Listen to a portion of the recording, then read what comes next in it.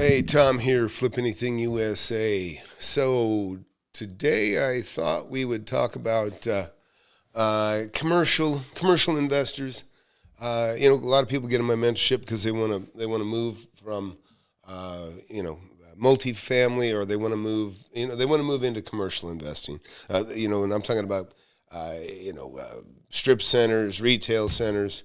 It's a wonderful business for a lot of reasons, as is the industrial properties as well. And I'll show you a little video. I was on a roof today, talking about flat roofs and just something.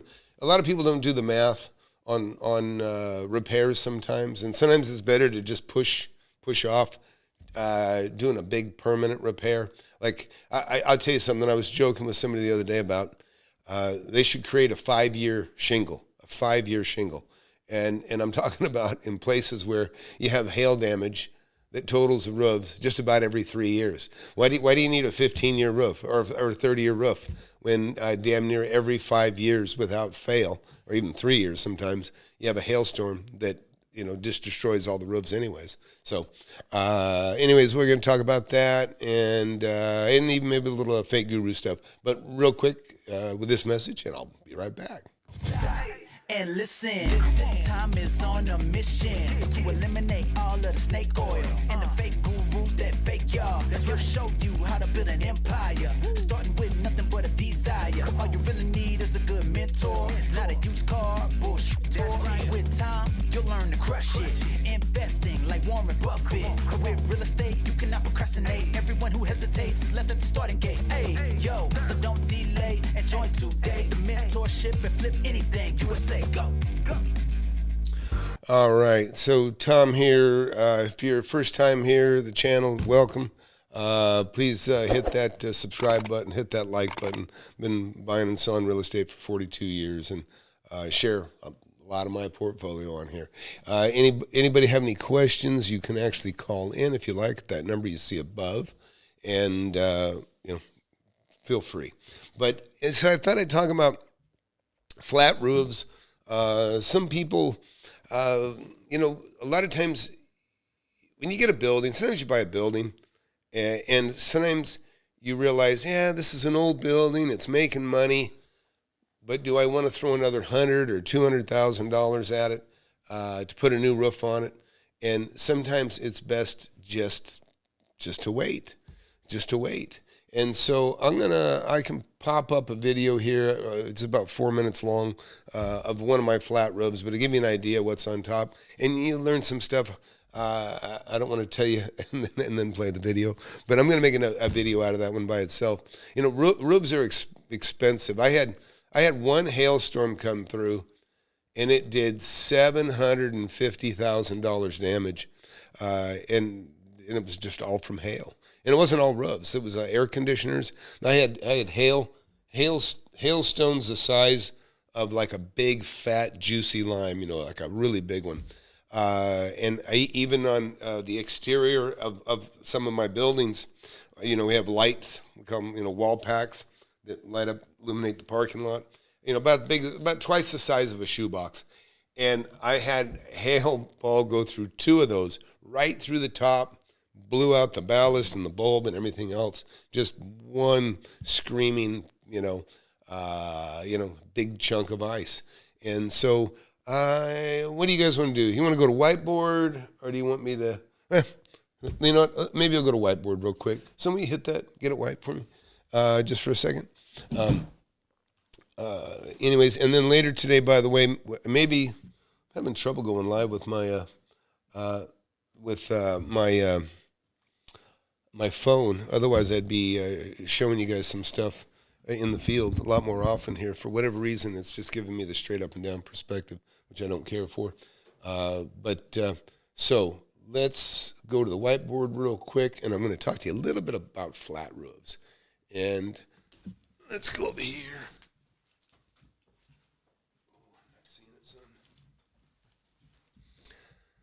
All right, here we go again.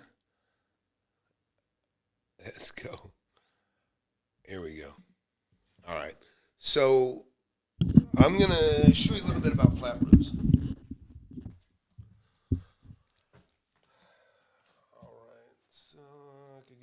light here. Son, give me a little light, please. All right, so wasn't expecting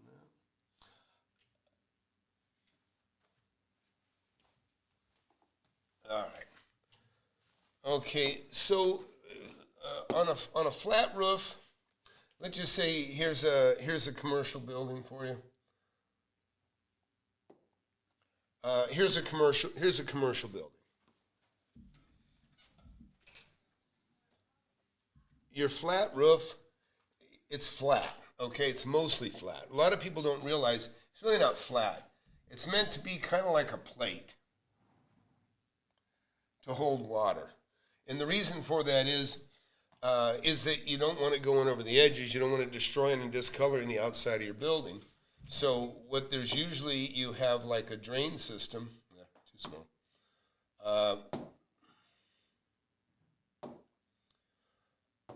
You have like a drain system. So you'll have a drain, roof drain, as we call it. Okay? You might have two of these or more. And then you've got a pipe taking it out of the building. Right? Well, these flat roofs, because just the nature of them, they really, the weather's hard on them. I'll tell you, there's a stuff called what's it called?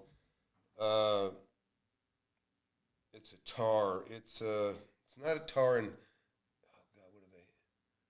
Coal. Yeah, coal. COAL. Look it up. Coal tar. Best roof ever. Best roof you could ever have. And of course, outlawed in the USA. Only the government can use them on their buildings. I had an IBM building. IBM had built it back when it was okay to do this. But that coal tar, I mean, it might lay an inch and a half thick. And what's beautiful about it is it's self-healing. You could take an axe and chop into the roof of a coal tar roof, and it would just, the sun would just, it would just kind of move together, and it would heal itself. But anyhow, back to the topic here on a flat roof. So you got a flat roof like this. You want it to hold water. You want it to hold water, okay, but not hold it, but you want the water to go down the drains, right? So everything should be going down the drain. And what happens is with time and, patches and things that happen over a period of time, they might patch a spot here. This is an older roof, or patch it here or patch it here. And then pretty soon you got water trapped in these places that are, that are in front of the drain. So when that happens, it'll start to infiltrate, right? It'll start to infiltrate. And the other thing that you should know about roofs is very important when you have a tar and paper roof, and then there'll be gravel on top. The gravel's really important. So the gravel goes on top of the roof, and one of the reasons the gravel's there, let me get a gravel color. This will be a gravel color. Is the gravel is the gravel? Just say this is gravel, right? Little dots, right? The gravel in a low spot. If you have a bit of a low spot, I just kind of do it this way. If you have a low spot,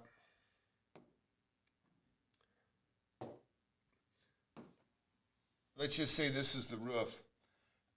If you have an obstruction, the gravel, if this is gravel, it offsets the water, so the water can go over, let's say, a low spot, but it also brings water to the surface, and it kind of soaks up the water, and then the air dries those puddles off and dries things out.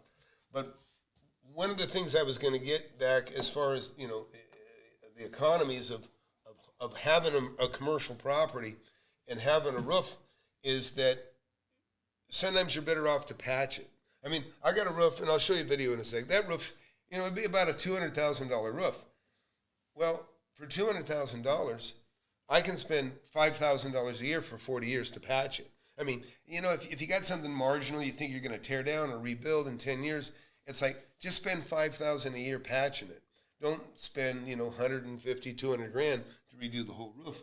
And then, anyways, so just a lot of people don't do the math on that thing. I got to spend $100,000 on a roof or $200,000 on a roof. Well, that's a great way to beat the price down for sure. But at the same time, understand that you can just patch the shit out of a roof for 15 years and it'll work. And on that subject, real quick, I'm going to show you something. When you have a roof, say this, we're looking at the top of the building now, right? This is the building. Say, make it look like an industrial building. So where you have a roof drain, you know, let's say you have 2 roof drains, and somebody's complaining about, you know, a leak. Let's just say that there's a leak here, right? Well, so what you do is you do a flood test. Now, a flood test is a really, really good way to determine where your leak is. So if I'm going to do a flood test, what I'll do is I'll put a hose on the roof, and I'll plug this drain. So I'll understand that this drain, I plug it, right? Plug it. And then what I do is I flood it. And I might flood it, you know, maybe I'll go 4 feet from the center of this. Make sure you guys can see this. So what I'm doing is, this is the roof drain. Here's a roof drain. I'll plug it, or maybe I'll plug them both. And then I'll start to pour water around it. And then while that's plugged, it pools, right? It's not coming off the roof. So what that tells me, then I'll let it sit there for maybe a half hour, 40 minutes. And then if I don't see a leak, I'll go, okay, we're good to here. And then maybe I'll mark it. You know, maybe I'll mark it with a, a marker. And I'll just kind of give myself a reference. And then I go, okay, I know that there's no leaks and I've flooded it this far with the drains being plugged. So next thing, more water. Now we go maybe around this thing, you know, another couple feet, you know, and sometimes it may not be, you know. And so you go around, and now this is your second phase of your flood test. You go around that drain, and then all of a sudden, wait 30, 40 minutes, and then all of a sudden, oh, hey, look, we got a leak. We got a leak.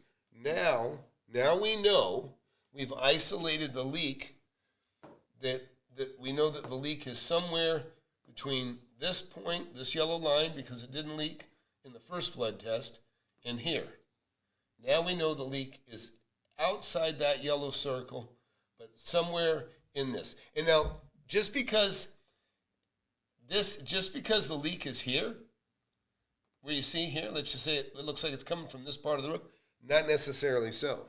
Because what can happen is you can have a leak up here, and what happens is, you know, here's your roof. Well, here's your plywood. This is plywood, say.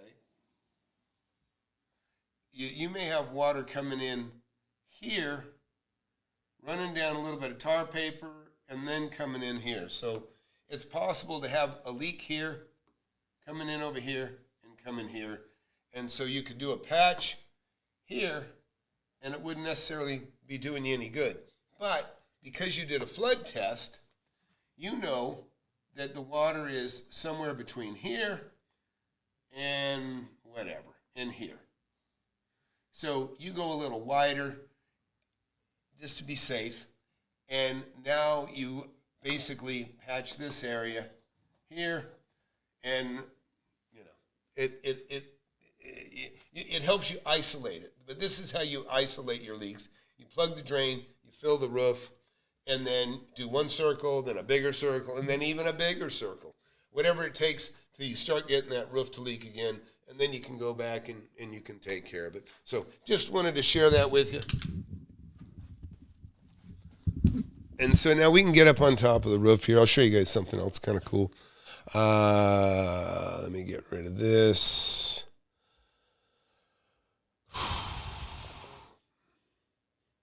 All right.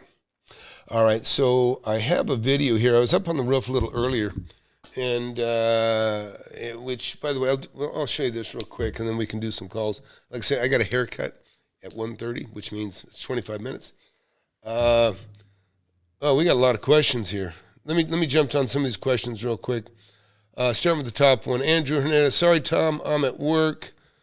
Senior Life, seeing the phone. I'm not sure. Okay, no problem. Paul, great content. Is the phone line actually active? Yes, you can call. You'll go into like hold it. You should hear my voice, and I'll take the call. I don't know what area code it is. I really don't know. It's certainly not one I'm familiar with, but it works. Jason Bender, what do you think of all these people on YouTube? Best thing in storage sheds from the Menards and make them into houses to save money. I haven't seen much of that. You know, I can tell you one of the problems, and if you're in my mentorship, believe me, I'll tell you exactly what to do with a storage facility. And it's not a storage facility, but forget that for now. I'm not going to share that here. Andrew wrote, I'm in Arizona. Flat roofs get toasted, and you need to reset and seal them every 10 years. Absolutely. Yeah, a flat roof by design is really not great unless you get a coal tar pitch. I mean, the roof could outlast the building. That's how good it is. A coal tar pitch roof, if you can just imagine a layer of coal tar, it's like it is coming out of the ground. It's like, you know, it's very, very heavy. It's amazing stuff. And of course, it's very toxic a little bit, but the bottom line is you put that on once and you got a roof forever. Maui Kid, how do you vet your contractors? Considering Texas doesn't really, well, I because I know what I'm doing, it's easy for me to vet them. But if you don't have any skills, if you don't know how to talk to somebody and understand, you know, that they're bullshitting you, which is a problem for a lot of people in a lot of different ways, right? Then you rely on references. You need them to show you satisfied customers, you know, where you can go on their job and somebody that paid them, you know, hundreds of thousands of dollars or tens of thousands, whatever the case may be. And then they tell you, you know, you'll let me put it this way. I was a subcontractor for almost 10 years as a cabinet maker. And when you're on a job, you see the same tile guys, or you might see one once and then he disappears. It's because he's not good. The ones that you see for years on the job are people that are tried, true, and tested because they've been around. That's why you see them so much. Yeah, so that's how you take care of that. You check references, and then look at their work yourself. Paul wrote, so what aspect of home care are relevant or important when installing a highly efficient solar roof? I would assume solar panels are weather treated. I mean, solar panels go on top of the roof, Paul. I have solar panels on some of my properties we don't even use. But I know some people that, you know, solar is such a scam anyways, to be honest. You know, when you get it, your city will probably pay for half your solar. Somebody bought influence with them that sells solar panels, so they have the taxpayer pay for your solar panels. It's bullshit. But anyways, it does work. And I have friends that have solar panels, and they thank me because they know they bought it with my tax dollars. The pitches are all over the place, Paul. I mean,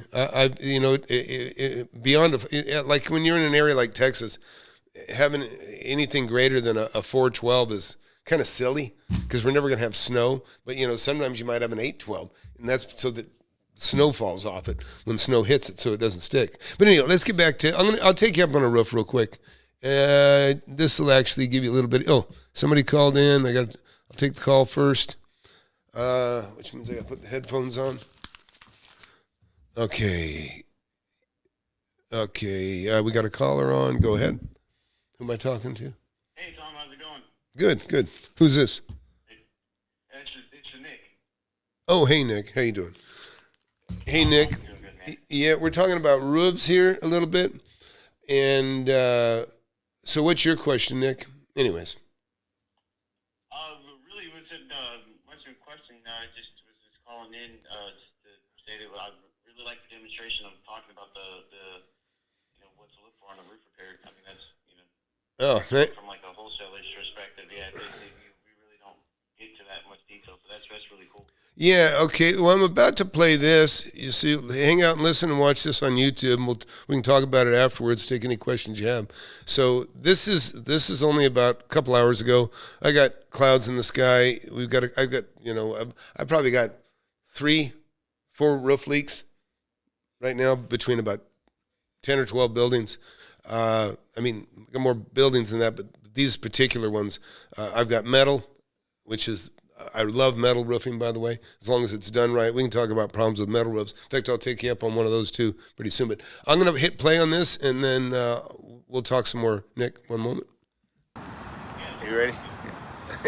Hey, Tom here. So I'm on top of a roof, one of my buildings.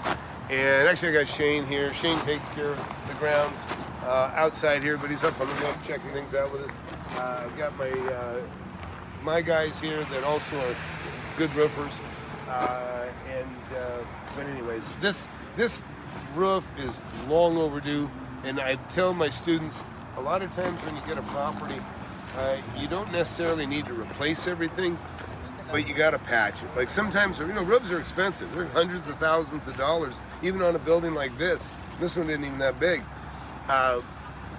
So sometimes it's cheaper and it makes more sense just to spend $5,000 a year patching the leaks as they come, patching them, because it is very expensive. So, and on this building, I was considering tearing it down at one time and building new. I don't think that's going to happen now. So I know I'm probably going to go ahead and repair the building. Replace the roof on this place. But for now, what we're doing is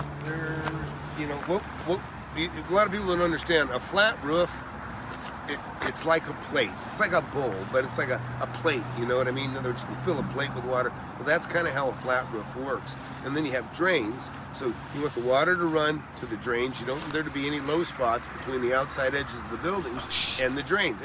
But sometimes over time that ends up happening. So, and there's been many patches on this roof over the last 15 years and probably the 15 years before that. But so right now, today, what we're going to do is we've identified a couple of leaks. They're going to scrape this back, clean this up. We're going to use a... Okay, so I'm sorry about that. I started this video without the roof in the background. But anyways, so this is a flat roof that I was on this morning. And these guys, I got some roofers working for me right now. And more than just roofers, they're actually really talented guys. But anyways, so this is on top of a flat roof. This is a building that I thought that I may be tearing down at some point. And you can see I've got food trailers on this property as well. This is a prime property, very, very busy corner. Fantastic deal. I bought this. In fact, if you get in the mentorship, I'll tell you how I got this thing. I got it for peanuts, and I stole it away from other people that wanted it more than I and had more than I. In fact, the people I was fighting over for were actually buying it for either a Walgreens or an Eckerd's. But anyways, that's this kind of the value, that what type of corner we're talking about. It's 3 acres. And anyways, so this building here, what you see is they've swept away the gravel. There's been a previous patch on here before. We're going to talk about the roof a little bit more. This material, I think it's a Durabagum we call it, but basically it's a torch down roofing. So it's like a roll of roofing with a thick coat of tar on the back of it, and you torch it as you roll it down, and it just seals everything nice and clean and tight. It's like a patch on your jeans, right? Except it's waterproof. So they're going to take care of a couple of those. And then we're going to start to look at replacing this entire roof, and we're going to, scrape this roof off. By the way, this is a tool trade right here. This is the kind of tool you use for getting up under the roofing and scraping and following that plywood and taking, whatever kind of roof you've got. And then sometimes there can be several of them or parts and patches. Yeah, the scrapers like that, they're like part pry bar, part pitchfork, but it's a necessary tool for scraping. And if you see guys go to town on the roof, you'll see them using those. But like you can see, look at all that rock. There's tons of gravel on top of this roof. And the gravel serves the purpose of taking water up so that it protects sun protection for over the substrate that's sitting on top of the roof. It protects sun protection, but also it takes the moisture up and helps it evaporate away. And in some cases, if there's water, if there's a little bit of a low spot, it handles the displacement of that water. So we'll keep going. This stuff you see here, it looks like tar, but that's just mats that they would lay down on top of the rock. And that's a walkway, basically. This is old. This is a 50, 60-year-old building. Yeah, they make walkways like that in a newer, cooler building than this. You would see they'll have like a galvanized, basically, like it looks like a ladder walk, but it's basically so water can pass through it, doesn't rust, but allows you to walk without damaging roof, because you could damage roofs. Walking on roofs is not good for roofs. I mean, you just want nothing but rain and sun. But so they make these pathways, and basically it's a rubber pad that lays on top. These are probably 50, 60 years old. This is a very old roof. But again, that's what that is. It's not like an old roof repair. It's a walkway to work on air conditioners. And these old air conditioners, some of these air conditioners, those are new. This is 35 years old, 40 years old. This is almost unbreakable. They last forever. I mean, that thing I'll probably be replacing in the next 10 years. This has already lasted 40, and I'll nurse this thing along as long as it makes financial sense to, until there's a leak. But yeah, a lot of the old stuff is built better. But so this one, if you buy an old building, just sometimes you don't have to worry about replacing the roof. You just figure in you're going to have a certain amount of maintenance every year to keep it patched, to keep it waterproof inside, and it's worth it. I mean, you think about it, right? $200,000. It take you, at $5,000 a year, it would take you 40 years to spend $200,000. So, anyways, just something to consider. Hit that like button, hit that subscribe button, look at the mentorship, get my book, Wake Up and Smell the Real Estate. There's a fortune to be made in real estate. You just need a good mentor. Don't fool yourself about buying a course. A course ain't worth shit unless you have somebody that's actually done it, that can walk you through it, has your back, customer service can tell you what to do. Because, just imagine books in a classroom with no teacher. That's what a course is. So, anyways, thanks for watching, and talk to you soon. And coincidentally, I actually have to wrap it up because I'm getting a haircut. So, thanks for watching. Webinar tonight, 7 p.m. You want to learn how to make millions of dollars in real estate. I've made tens of millions over my lifetime, and I'm showing people how to do it. Get in my free webinar. I have it every Thursday, 7 p.m. Central.